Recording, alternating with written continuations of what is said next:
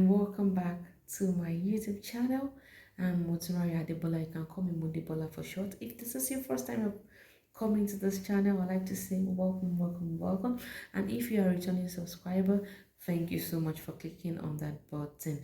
If you are yet to subscribe to this channel, please, what are you waiting for? Just subscribe today. Thank you. Thank you very much as you do that. And please put on your notification bell so that when I have videos, you can be the very first to get notified. So this video will be about I will settle down as a family of 5 in the UK on a student visa. You know, the last time I talked about why we left the country. So today I was just talking about how we settled in, because I've got some people asking, how did you guys do it? How did you guys do it with your children and all? Was it not stressful? How did you settle down so quickly and stuff like that? So this video I'm just going to be giving a lowdown of how we did that. So first of all, if you're planning to carry your bag and leave the country, you have to decide who and who is going. Yes, if you're a single person, you can just carry your bag and leave the country. But for 5 people to leave at once, yes, we had to look into who and who is going first, because we had so many things to pay for if we're all going together. So we decided, since I've resigned at my job, my husband is the main applicant, it's better the two of us come over first, then leave the children with our family. Yes, that was what we did exactly. We left the children with our sisters and they did a very great job. So if you have a family member that is trustworthy, you can let your kids stay with them while you come as couple. Yeah, so that was what we actually did. So we came in May into the came in June, 1st of June into the UK, and you know, before leaving the country, we try to get accommodation, because if you are relocating to the particular country, at least you need to work towards getting an accommodation. We tried getting an accommodation, but we could not secure one. But fortunately for us, there's this particular couple that were neighbors to us. When we were in Nigeria, they were here before, so they were actually the ones helping us to look out for accommodation, but they could not get. So like a week to coming into the UK, they just said, since we can't get, you guys will just stay with us until you get your own accommodation. And I think that was the best decision ever. We just had to share an apartment with them. The cost was minimal compared to if you had come into the UK and started going around for Airbnb or hotel. So we actually came in and we stayed with them till we got our current accommodation. So if you're coming from Nigeria, it's better you look for accommodation. You can check some sites, although I don't know how easy it will be because we didn't get it at one time, but you can still check sites like Rightmove, you can check sites like Zoopla, you can check sites like On the Market, sites Gumtree, you can check Spare Room, you can check Open Rent, you can check Amber Student. I think that's for majorly for students. So you can check all those sites to see if you can get an accommodation before coming over, and if not, just to come over, and when you get here, you just have to make do with Airbnb and maybe a hotel until you get your own space. So I'll be looking down because I have some things listed down. Sorry for that, so don't mind me. So after getting a place to put your head, now you need to get your BRP. Yes, we got our BRP the same week we got into the UK. BRP is just biometric resident permit.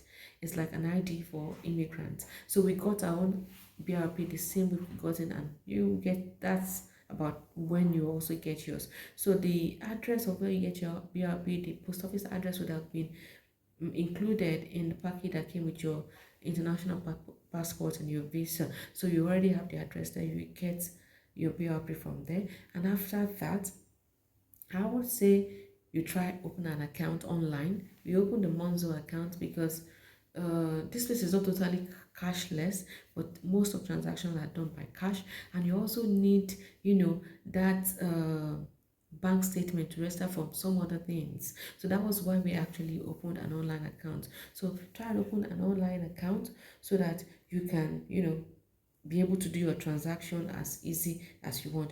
Also, try to register for what's it called, for your NIN, that's National Insurance Number. You can register for that on the UK website. Yes, just go to the UK website and type National Insurance Number to bring it out and to tell you the process step by step of how to register.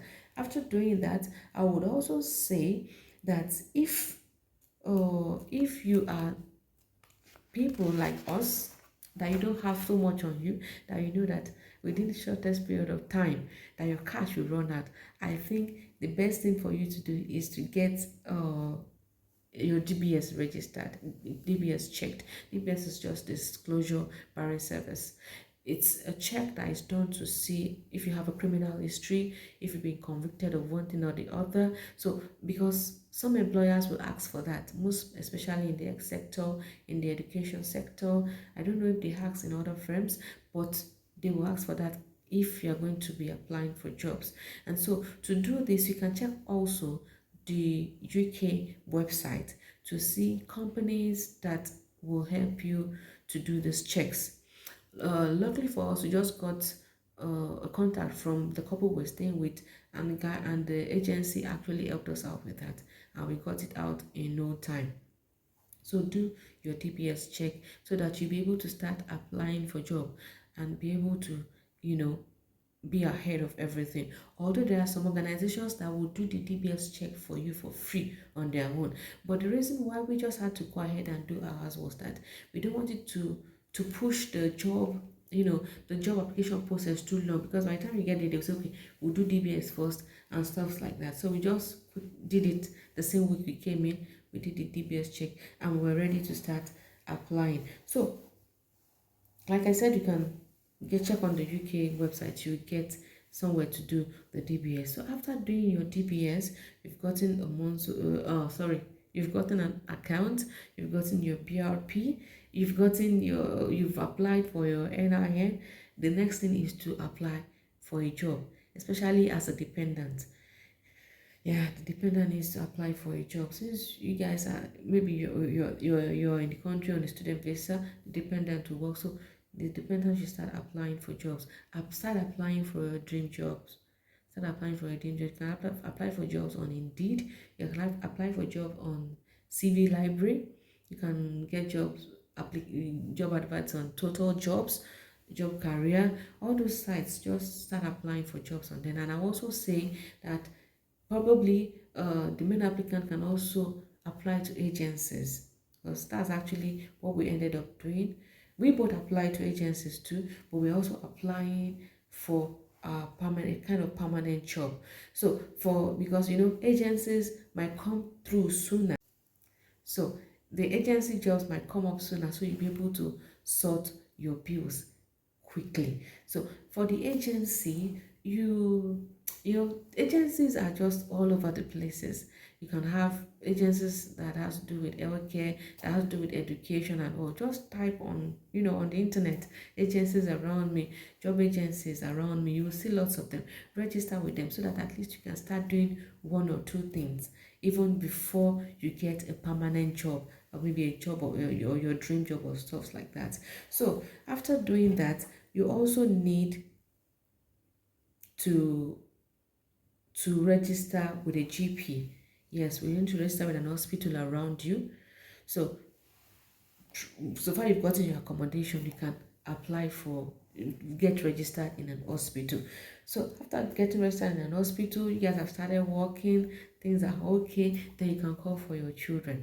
You can apply for their visa and go bring them over. So when you apply for their visa and you've gotten a response to the visa, you can at the same time almost immediately apply to cancel, because here you don't just take your child to a school and say register my child. You have to go through a council. So register with a council for the children to get a placement in a school around your area. That's why it's very important to have your own accommodation before you bring the children. So you register to the council in the area where you have your accommodation, so that even by the time they come over, the processing of the application for the school would have been completed. Because if you wait for them to come over and you're just applying, I've heard stories of people saying their children stayed 3 months, 4 months at home before they got a placement for their children. But for us, I think we didn't apply when we applied for the visa. We applied when the children were already here. But luckily for us, they came in November ending, and we're already into Christmas, so there was nothing they could actually do. But fortunately for us, second week in January, they were able to get placements. So to avoid all sorts of delay, as soon as you get the visa approved, just apply to the council for their placement. So that's actually how we settled down. And so, and when they come in, also register them with the GP. So I think that's really what we actually did in settling down as a family, and we actually didn't regret the process. Although at some point when you bring in the children, be like, this stress is much because of childcare and all sorts of things. But at least it took away the stress from us, and we actually and also actually had the favor of God to have gotten somewhere to stay immediately we came in here without spending much. So if you enjoyed this video, kindly give it a thumbs up, and also give any more advice that you have for people coming in the comment section, and I will see you again in the next video. Bye.